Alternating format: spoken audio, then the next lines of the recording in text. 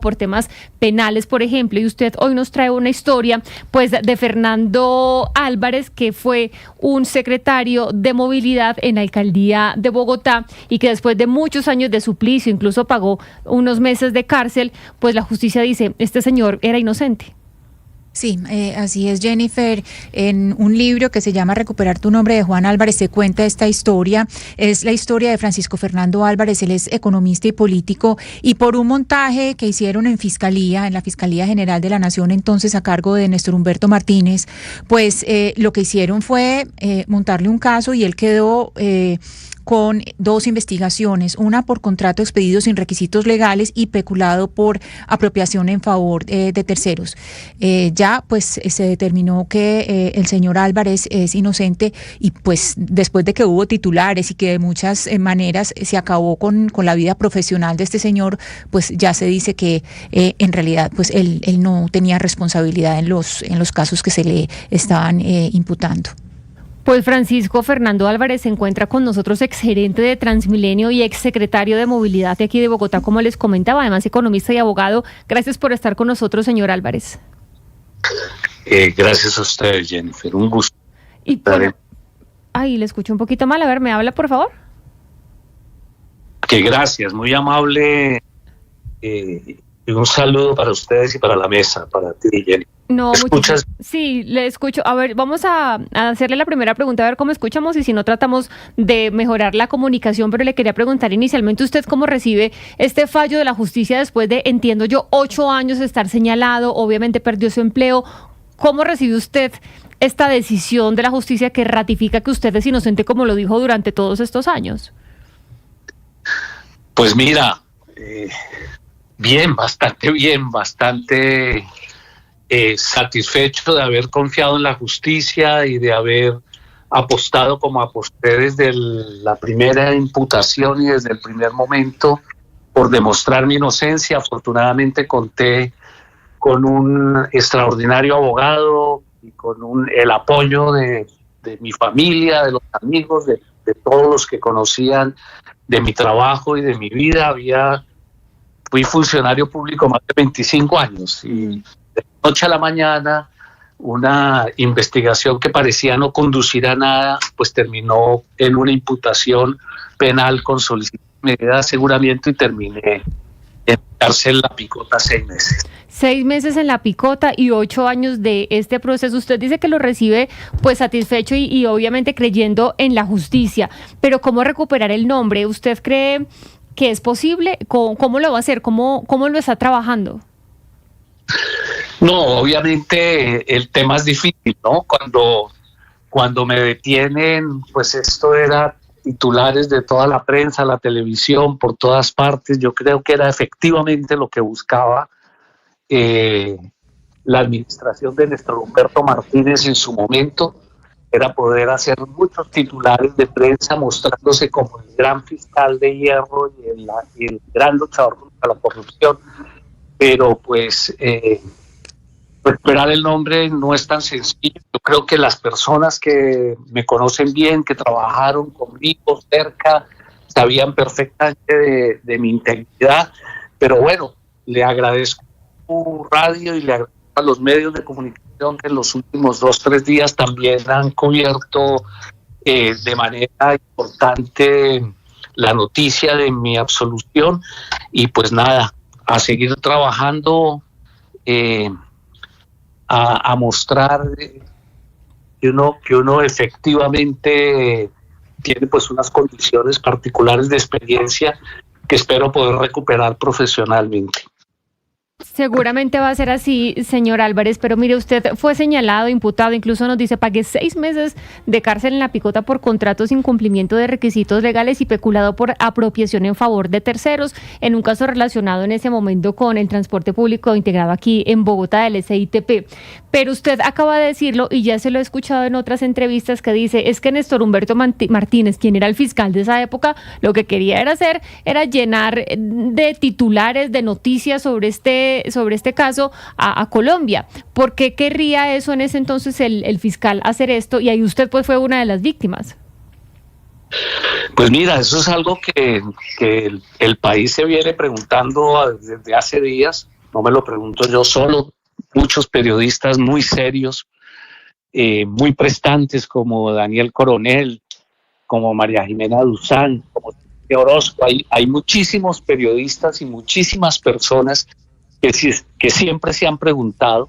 Es una ventana de tiempo que coincide, mi detención en julio de 2018 coincide con los momentos más críticos y más difíciles de todo el proceso de Odebrecht. Allí está el tema de Pisano, por ejemplo, que también sufre esa misma presión, quien fue colega mío en el gabinete de Bogotá y quien estuvo bajo una tremenda presión de la Fiscalía. Hay un programa que se llama Bolsillos de Cristal de la administración de Néstor Humberto Martínez, donde sin precedentes se imputa a una cantidad enorme de funcionarios públicos. Y bueno, ahí están empezando a salir los casos. No es el primero, el general Guatibonza estuvo en lo mismo. Hay varias personas. El caso trágico de Pisano. Y pues ahí se va descubriendo la verdad. Por lo menos en mi caso está clarísima. Cuando estuve en la picota, pues el hacinamiento en los patios de funcionarios públicos era impresionante. Allí mismo le decían a uno que nunca había habido tantas personas detenidas al mismo tiempo. Sí, señor Álvarez, en el libro que escribió su hijo, Recuperar su nombre, él hace una comparación del programa Bolsillos de Cristal con lo que es los falsos positivos, que era pedir resultados a cualquier costo, pero en los falsos positivos hay una cosa y es que siempre se buscaba a personas indefensas, a personas que no tuvieran visibilidad o que no tuvieran cómo defenderse. Y me pregunto si ustedes han pensado o han visto cuál es el patrón de las personas que se escogieron para caer en esto que se llamaba los bolsillos de cristal. Si usted nos dice que otras personas cayeron, pero digamos, ¿cuál es el patrón? ¿Cómo los escogían? No, era evidentemente se trata de cosas distintas, pero sí hay un patrón de ser funcionario público y que diera titulares de prensa, que apareciera como cumpliendo la condición de gran lucha contra la corrupción. La condición era que tuvieran algún proceso en investigación y que fueran funcionarios públicos. A mí me empieza a investigar la Fiscalía desde el año 2012, apenas salgo en enero del 2012, a finales de 2011, cuando salgo de la Secretaría de Movilidad de Bogotá, después de 6 años de estar trabajando en los temas de movilidad de Bogotá, asesorando a la administración Garzón primero.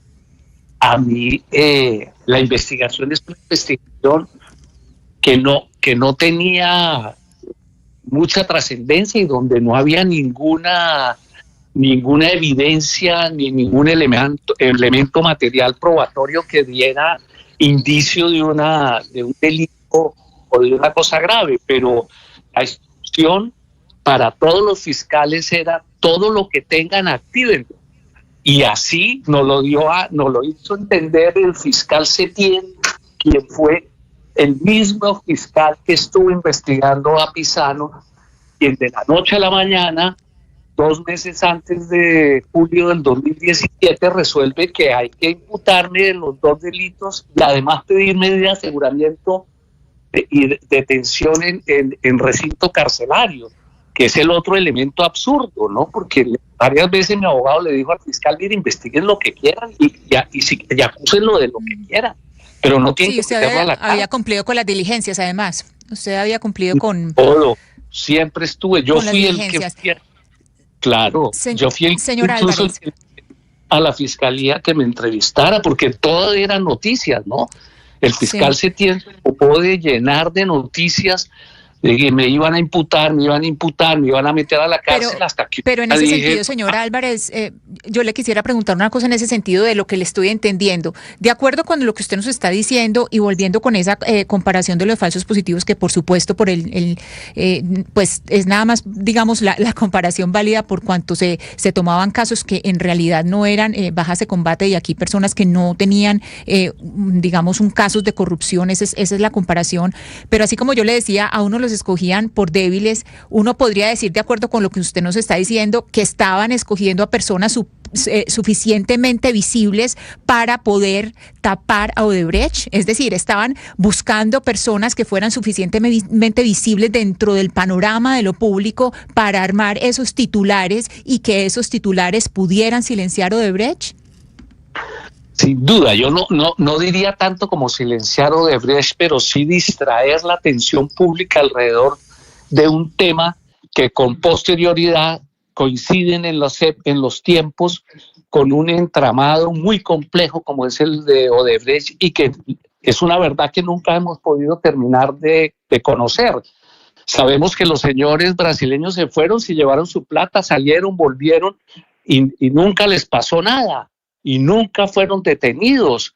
A pesar de haber tenido expedida una orden de captura, los señores Martinelli y los demás, nunca hemos podido conocer a profundidad la verdad sobre Odebrecht, pero en cambio sí 1.036 funcionarios públicos fueron detenidos durante ese año y bueno, no sé cuántos casos, no tenemos la capacidad investigativa hoy con la tecnología y con la inteligencia artificial y con los metadatos. Ojalá haya un periodismo independiente que investigue, que mire en profundidad cuántas de esas imputaciones y cuántas de esas detenciones arbitrarias han sido falladas en favor de los funcionarios y cuántos fueron condenados. Eso sería muy interesante. Sí, señor Francisco Álvarez, gracias por estar con nosotros y contarnos parte de esta historia. Felicidades por este fallo de la justicia, porque usted comienza a limpiar ese nombre. Obviamente lamentamos estos 8 años que usted estuvo en el ojo del huracán siendo inocente, pero pues estamos tratando también nosotros de ayudarle a resarcir ese daño que se le hizo también mediáticamente hablando. Gracias por estar con nosotros. No, encantado y les agradezco mucho a ustedes el espacio para poder empezar a recuperar el nombre.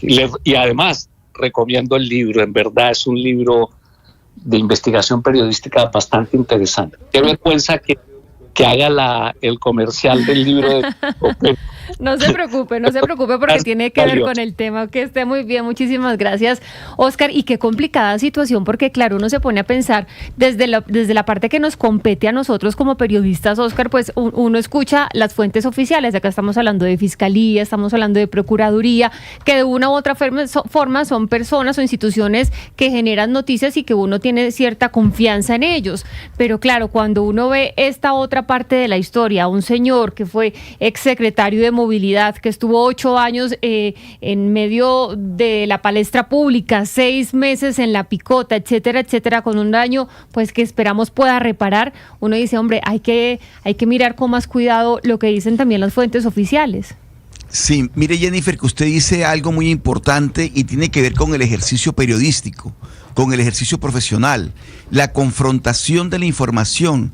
La fuente de información, claro, tiene muchas veces un interés y a uno se le olvida, como periodista, quienes hemos hecho reportería durante tantos años, cuál es el interés que tiene la fuente en que esa información se divulgue. Y muchas veces uno, por la premura, por la famosa chiva, por algo exclusivo, no valora, no sopesa, no contrasta la información. Y entonces inmediatamente se embarca en las películas estas de dar información de primera, porque está buscando la chiva, y se le olvida cuál es el interés que tiene la fuente, es decir, quien te está suministrando la información. ¿Cuál es su verdadero interés para que tú publiques esto? Uh-huh. Y uno no lo hace. Muchas veces como periodista incurre en ese error, que es un error gravísimo porque tiene consecuencias.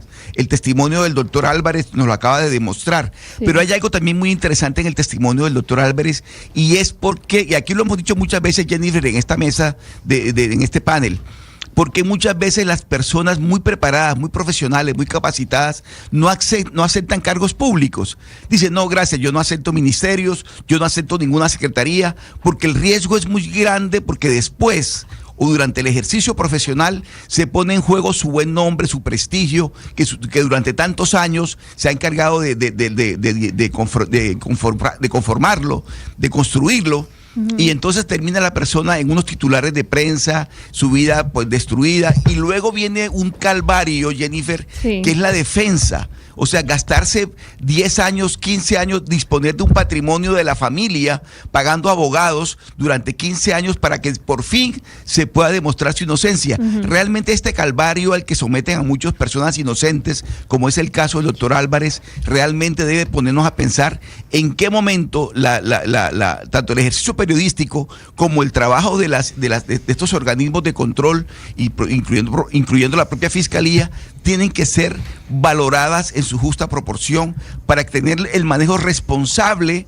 de la información y no terminar acabando con el prestigio, con la honra, con el buen nombre de las personas.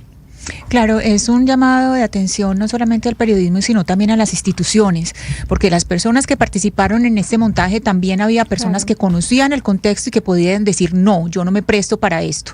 Y yo sé que eso es muy fácil cuando uno no está adentro y uno no está a punto de perder el empleo, pero ahí sí varias personas están involucradas en eso y las quieren involucrar, pues se pueden juntar y hacer la denuncia, decir, miren, nos están pidiendo esto y esto no está bien, que eso también hay una serie de mecanismos dentro de lo público para poder hacer esa denuncia. Entonces, bueno, aquí es un caso, digamos, que terminó bien por cuanto ya pudo probar su inocencia a pesar de tantos años y a pesar de que es una familia la que se destruye también, porque el daño a los hijos, a la pareja, es decir, todo lo que hay detrás de un daño de del daño del nombre es también el daño de la vida privada. Sí, Ana Cristina, en eso tiene toda la razón, porque obviamente nosotros estamos haciendo la autocrítica como medios que de una u otra forma ampliamos esas informaciones, pero el pecado original lo tienen esas instituciones que empezaron a regar ese tipo de situaciones o de hechos contra una persona por X o Y motivos. Entonces también el llamado es quiénes están en la cabeza de esas instituciones, quiénes están trabajando en esas instituciones y qué intereses los están moviendo realmente. Hablo acá pues del caso de Fiscalía bajo Néstor Humberto Martínez, pero también hemos visto casos en Contraloría, por ejemplo, en Procuraduría. Entonces sí, a la ciudadanía y a los medios especialmente creo que hay que hacerles un llamado para que estemos un poco más pendientes de lo que se está moviendo allí. Pero mira, antes de seguir hablando de temas que tienen que ver con